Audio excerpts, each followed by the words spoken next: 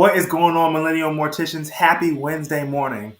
I have such a great and powerful episode for you today. I hope you're ready, you're geared up, you got your notepad out, and that you're excited.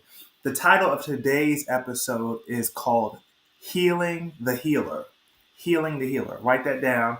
It's going to be really good. I got a lot of information, a lot of detail, and a lot of personal examples that I think is going to help you become a better practitioner, a leader, funeral director, someone who's actively engaged in the funeral home. I got this title because I find and I see a lot that recently, just in the world in general, there's a lot of hurt people out there that heal other people. And a lot of times they don't have the energy, they don't have the motive, the drive to be in the atmosphere of the funeral home. The funeral home is a very sacred place. It's a place where you go in, and a lot of people don't want to be there. Let's be honest. People who are in the industry, people who are working in the industry, of course, we're used to being in there. It's our place of work. If you're someone like me, it's more than a job. It's more than work. It's a part of my life. And so I don't think of it as work. I think of it as me walking into my calling and going into my calling every morning. And so going to your calling every morning is exciting, is motivating, is driving. But at the same time, it also has its cons like any other job. And one of them is emotional. Your emotional attachment. I remember when I first started in the funeral industry, um, you see different things over time, and I would go home and just want to go to sleep or just go home and just eat. And I find that was just my mind trying to escape the environment of everything I had seen in that day. And over time, I would ask different, funeral directors, morticians, what were you doing to give yourself a space to heal? And I found that nobody really had a good answer for me. Everybody was just kind of, doing their own thing. They were either, hey, I go out to party or I like to listen to music. Everybody had their own escape from the job. And so a lot of times we don't go to the right people for the right problems. Um, and so a lot of morticians, a lot of funeral directors, I find that we really do frown upon getting help from an outside source, going to counseling, going to therapy. Sometimes you need those outlets to re-energize you so you can give back to the people you serve. And a lot of people, you can tell when they've been in the business a long time, and you talk to them, it's just kind of like it's like they're behind a wall. They're stuck. They're stuck for some reason, and it's something about them. You can't really put your finger on it, but I call it the movie glow. When people think of morticians or funeral directors, they think of us in movies or in TV shows of how they see people, and just that mortician, that paleness, that just don't have the energy, that vibrance about them. And a lot of people my age getting into the business, into the industry, we have that excitement, we have that vibrance, we radiate the energy. We're excited to be there. We want to work. We want to be involved in the funeral business. We want to give back to our communities and serve our families. And so when you have people teaching you in those positions who have been just doing it so long, they don't think that counseling or just talking or even just finding an outlet for help to get their mind off things from time to time, this can be a very, I don't want to use the word traumatized. Yeah, sometimes traumatizing industry. And there are times where I just get flashbacks of things that I've done and the work I've done over the years. It could be 3, 4, 5 years ago, but some of those images, they really just scar your mind. And so you have to be comfortable and willing to say, hey, I think I need help. And if you do, that's fine. Everybody needs something. Everybody needs someone that they can talk to, that they can depend on. If it's your friend, if it's your family, that's fine too. Just somebody you can say, hey, look, I just want to get my mind off some things. Maybe taking a trip, going on a vacation, all of those ways to entice your brain to reach out and for hope and for help. Over time, I find that sometimes a lot of people in my generation, or what I find is they just leave the funeral home altogether. They They're overworked. They're tired. They don't have that drivenness that they once had being in the business because, like I said, this is an everyday thing. It's every day. It's nonstop. You don't know what the day brings, and you oftentimes don't know how long you're going to be in the funeral home. You could be in the funeral home 3, 4, 5, 6 hours. Some funeral homes in my area actually still have funeral apartments. So there's some funeral directors and morticians where I live locally that actually still stay in the funeral home, which I admire that. I respect that. That is true dedication and drive to the industry. Another thing that's big for me is time off is super important. You are going to want to, I know this is hard to say, it might be hard to execute for some of you, but you're going to want to find a way to get some time off and just relax. Maybe you get a vacation. A lot of funeral homes, I know they give you vacation time. So you take out some of your vacation time and you just relax and don't take the work home with you for that week that you're on vacation.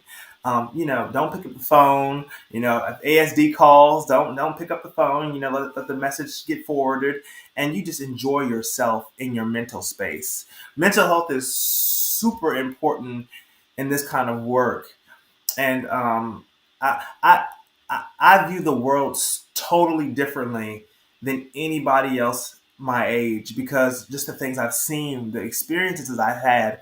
I'm health cautious now. I'm really health cautious about what I'm eating, what I'm doing, what I'm spending my time doing. Are you spending your time doing things that are building you up, building up your self-esteem, building up your energy? Are you doing things that are kind of like taking away your energy and taking away your time? You want to do things that are going to motivate you to be the best person you can be. And nobody can tell you how to do that better than yourself. So you always want to be your best self-advocate.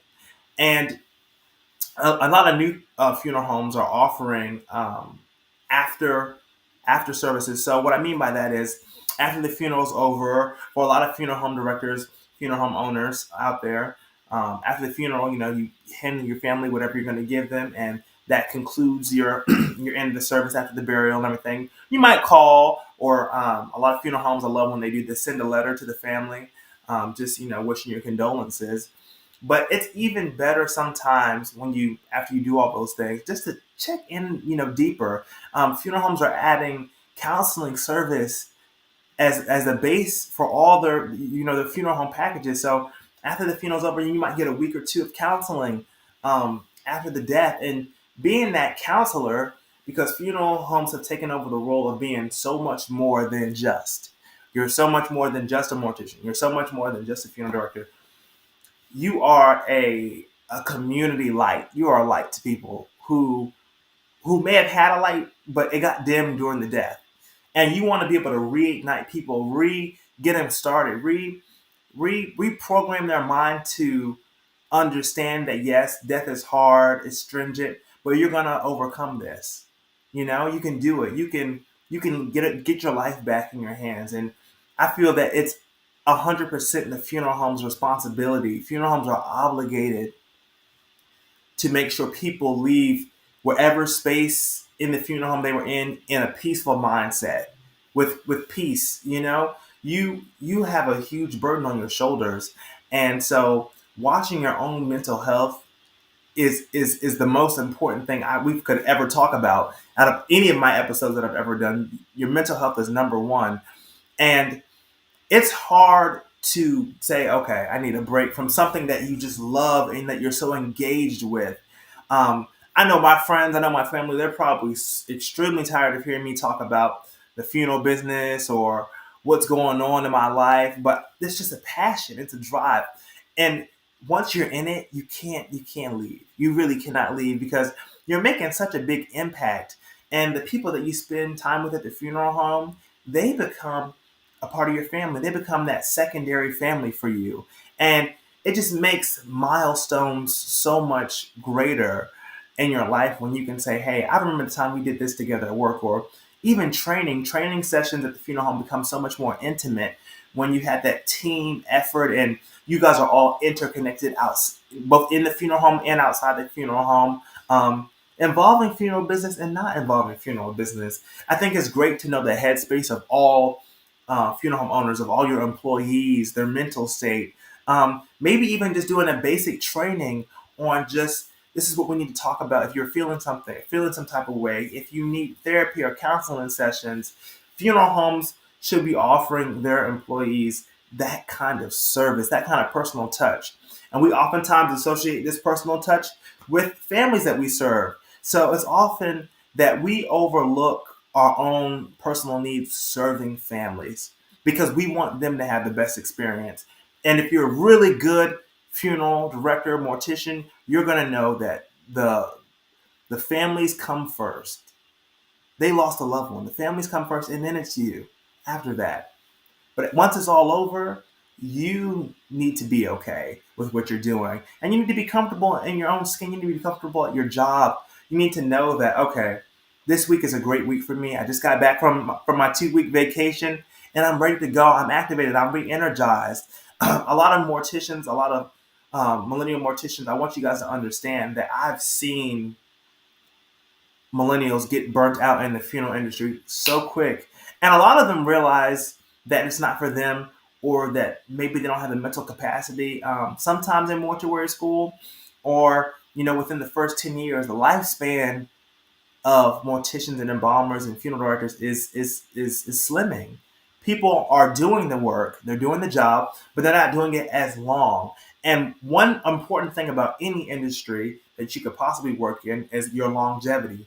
How long can you last in it? How long can you say, hey, I can do this? And you really have to be realistic with yourself and say, okay, about this time, I'm probably going to retire. When I first got in the industry, I would always say, I can do this forever. I could be a mortician forever and ever, or a funeral director forever. And now I'm like, I'm gonna have to retire one day because I'm just giving so much all the time, consistently, and I'm getting it back from feedback and from reception and people saying, they looks amazing. That person looked just like how they did. That makes me feel good. That gives me energy to keep going. And being in a very rewarding industry, it is very rewarding and can be. So those kind of things feel good. But your lifespan in the business. So I don't say I can be in here forever anymore. I say maybe 30 years or so, 25 years, which is pretty good. Now, for the lifespan of millennial morticians and whatnot, a lot of people don't want to work as long. And so, we have to be able to evolve as funeral homes with the way the world is changing. And we have to be able to keep up. And I think within the last 10, 15 years, we started to realize, okay, we're behind a little bit. And now we're catching up. Our technology is getting so much better. Every week, I'm seeing something new about funeral home industry technology. I'm seeing something new about innovation. I'm seeing something new about caskets and urns. The cremation process is getting, so much better. It's advancing. It's getting faster. I had the opportunity to go to NFDA in Las Vegas. And I mean, some of the things I saw, some of the ideas that people my age had, people who've been in the business 40, 30 years had coming together as one to give people the best of the best. And that's why we're here. We're here to give people the best of the best service in a respectful and in a dignified way. So if you can do that and you're effective and your mental state is A-okay, then you're in the right space to be picked up by any funeral home, because your heart is in it, your mind is in it. This business is a heart and a mind business. It goes so much deeper. It's that rooted connection. That rooted connection is what makes being in this industry so worth your while. Well, Millennial Morticians, it's so great talking to you guys. This is the highlight of my week, just being on the platform and sharing topics of discussion. If you have an innovative funeral home idea, product, or service, please feel free to reach out to me. You have my LinkedIn and other social media accounts, so you know where to find me. Well, Millennial Morticians, always remember that this is the podcast that